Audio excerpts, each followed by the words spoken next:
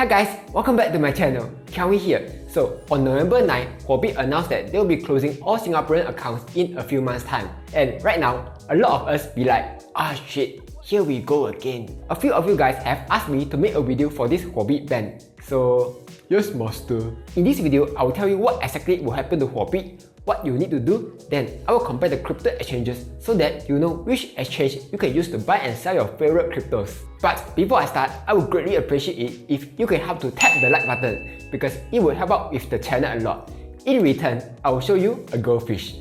Alright, let's start right now. So even though Huobi said that they will be closing accounts on March 31st, 2022, but don't wait until that time to withdraw your money. You will have a bad time if you do so, because they say that access to their services will be gradually phased out prior to March 2022. Let me help you visualize this.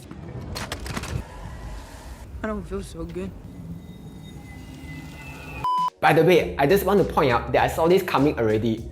A few weeks ago, I said this. I wasn't able to find FTX, Huobi, and Kraken in the MAS exemption list. MAS were to ban the next few exchanges, it may be this few. Seems like I can see the future, yeah? All jokes aside, here's what you need to do. Huobi has advised that we should take immediate action to close out all active positions and withdraw all digital assets. To put it simply, if you have Dogecoin or Shiba Inu or whatever crypto in Huobi, you can either sell them or transfer them to another exchange, and do it quickly because we don't know when they will remove those features. But if you have been following my advice all along, you will know not to just let your cryptos sit in the exchange like a lazy bum because the hackers can just come and steal your cryptos. In 2019, this happened to Binance, but luckily they were rich enough to pay back the users. If Binance did not have enough money, you will lose everything. Cry and no tears, also no use. To avoid this, you could transfer to a cold wallet like Ledger. Then your cryptos will be safe from hacks. But if you lose your wallet key, then that went another story liao. Anyway, if you want to use a tutorial on how to use a cold wallet, I've done it already. You can check it out here. But if you're okay with taking the risk and leaving your cryptos online, I have good news for you. There are tons of platforms out there that give you interest on your cryptos. For example, Hodlnaut gives you like 7.2% on Bitcoin and Ethereum. KuCoin gives like 20+% on USDT. Gemini gives 3.78% for your Dogecoin. Whatever coins you have, just search on Google on how to earn interest on them, and most likely you will find something. So now, I guess you guys are wondering what crypto exchange you can use to buy your cryptos. Don't worry, because I've got you bro. Previously, I've made the comparison in the Binance video, but after a few weeks, I realized some info were either missing or incorrect. So here's the latest comparison. Okay, I've included most of the crypto exchanges in here. Huobi is not in here because you know they are closing Singapore accounts soon. I've also excluded Luno and Binance SG because they only support lesser than 10 cryptos. But that doesn't mean that Luno and Binance SG are bad, If you only need to buy the basic cryptos like Bitcoin, Ethereum, Litecoin, Luno and Binance SG is alright. But if you need more cryptos, then probably they won't be your best choice. Okay, back to the comparison. There's two things I want to point out. Binance is in here. I will explain it later. Second, the Crypto.com app and the Crypto.com exchange are separate because they have very different features. There's a lot of stuff going on, but no worries, I will explain them one by one. First is the trading fees.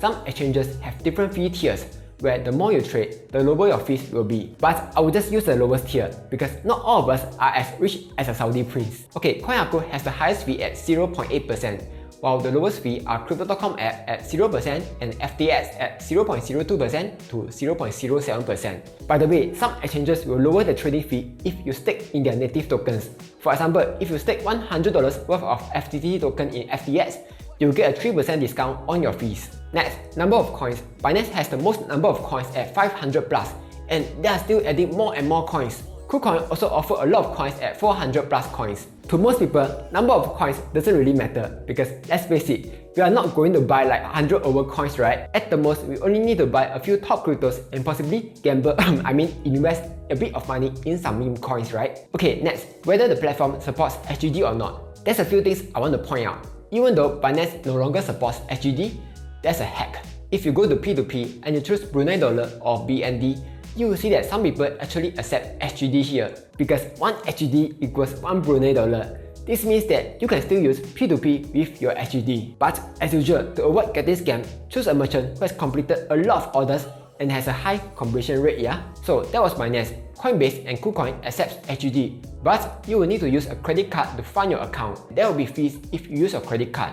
So personally, I wouldn't do that. FTX also supports HGD, but the bank is in US. If you send HGD to a US bank, the bank will charge you $25. So it's best to fund FTX with USD instead. Next, funding methods. Binance and OKEx supports P2P, which is basically buying and selling the cryptos directly with another guy. The good thing is that it's possible to get a better rate through P2P because there's no fees. But the downside is, if you are not careful, you might be scammed and you will lose money. All the others are quite straightforward. Some support bank transfers, some support straight S, which is basically just as first. Next, exchange rate. Most of the exchange rates here are almost the same, with the exception of Crypto.com app, which has the worst exchange rate. As of making this video, on Crypto.com app, 1 Bitcoin costs 88.9k, but when I check Gemini, 1 Bitcoin costs 88.3k. So if you are buying cryptos on Crypto.com app, you'll be paying a higher price. But on the other hand, Crypto.com exchange has almost the same rate as all the other platforms. So if you are using Crypto.com to buy your cryptos, I suggest using the exchange to get a better price, yeah? Okay, I have one more tip for you. There's a website called Crypto Fee Saver. It was recommended to me by Ransomar22 from my Discord channel. So huge shout out to him. With this website, you can actually find the cheapest way to exchange your cryptos. For example, if I want to convert my Bitcoin to Ethereum, it says that FTX will have the lowest fees, followed by OKEx and so on. So this tool is actually quite good. Next, MAS exemption list. Most of the crypto exchanges are in the MAS exemption list, except for Binance, FTX and KuCoin. This just means that if MAS were to ban another platform, FTX or KuCoin would possibly be next. Finally, there's some things to take note. Binance is sort of banned in Singapore, so if you still want to use it at your own risk, yeah?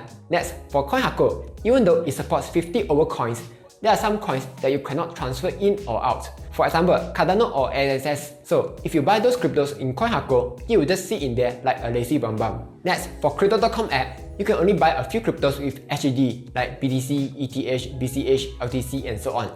Let's say if you want to buy Dogecoin, you first need to buy maybe LTC, then convert LTC into Dogecoin. So there will be an extra step, which means that you will lose more money to the exchange rate. Another thing is, if you withdraw your HGD through straight S, there will be a 0.4% fee. Next, for Gemini, they don't support a lot of top cryptos like Solana, Cardano, XRP, Polkadot. However, the good thing is that they have 10 free withdrawals every month. Because of this, Gemini is a very good platform to do fiat on ramp, meaning convert your HGD into crypto, then sell cryptos to elsewhere for free. Next, for FTX, if you try to withdraw USD, anything below 10,000 USD will have a $75 fee. But for other currencies, there's no fee. So it's best to withdraw in HGD, yeah? And among the top cryptos, FTX doesn't have Cardano or Polkadot, so you will need to buy it elsewhere. Finally, for KuCoin, they got into trouble with Singapore government recently. So KuCoin web domain was temporarily locked, but somehow now we can use it again. I'm not so sure whether KuCoin is safe to use or not. So if you want to use KuCoin for whatever reason, use it at your own risk, yeah? Okay, so after all the comparison, which exchange do I personally use?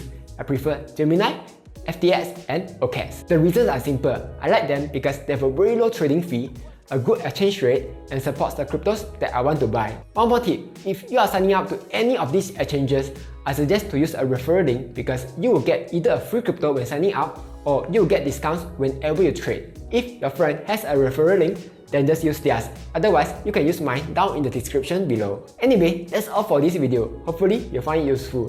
Which exchange are you using now? Let me know down below.